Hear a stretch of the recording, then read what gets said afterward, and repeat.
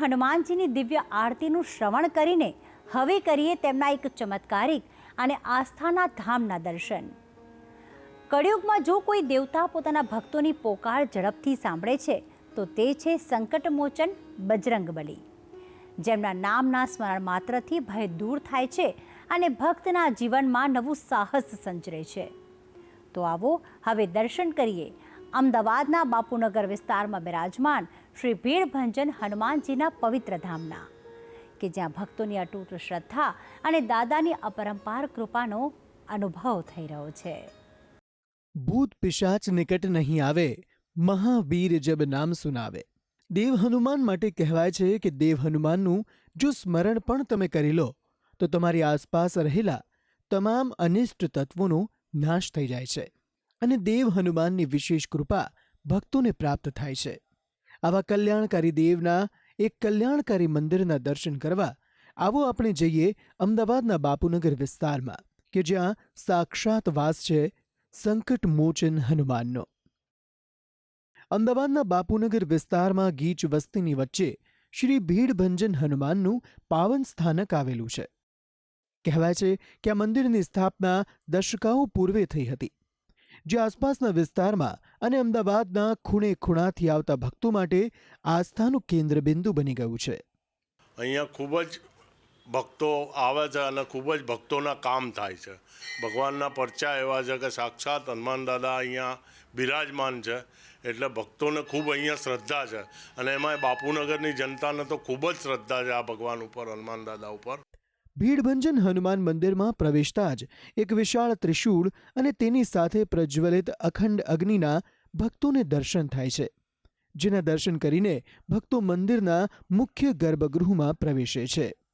મંદિરના ગર્ભગૃહમાં પ્રવેશતા જ અહીં ભક્તોને કેસરી નંદન પવનસૂત હનુમાનના કલ્યાણકારી દર્શન થાય છે.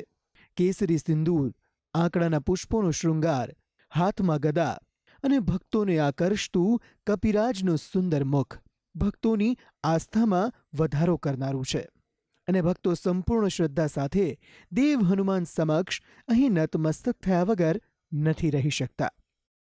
અહીં દેવ હનુમાનની સુંદર મૂરતની સાથે તેમની જમણી બાજુ ભગવાન રામ, માતા સીતા અને ભાઈ લક્ષ્મણની પણ મૂર્તિ સ્થાપિત કરાઈ છે, જેના પણ ભક્તો દર્શન કરીને પાવનતાની અનુભૂતિ કરે છે.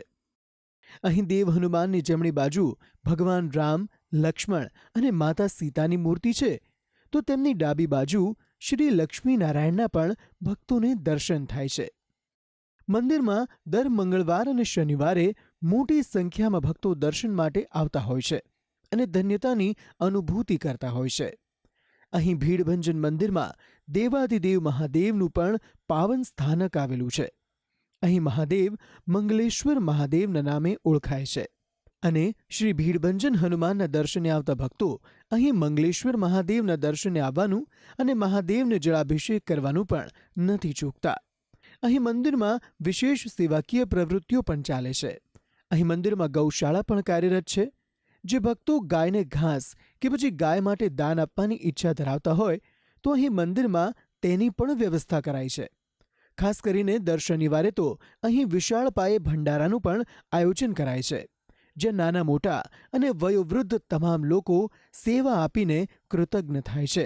અહીં આવતા દરેક ભક્તો દાદા પર અતૂટ શ્રદ્ધા રાખે છે અને તેમની દરેક માનતા દાદા જરૂર પૂરી કરશે તેવી જ આશ લઈને પોતાના ઘરે પરત ફરે છે. અને આ જ શ્રદ્ધા તો છે જ્યાં તમામ ભાવિ ભક્તોને નિત્ય આ મંદિરે ખેંચી લાવે છે. ભક્તિ સંદેશ, સંદેશ ન્યૂઝ.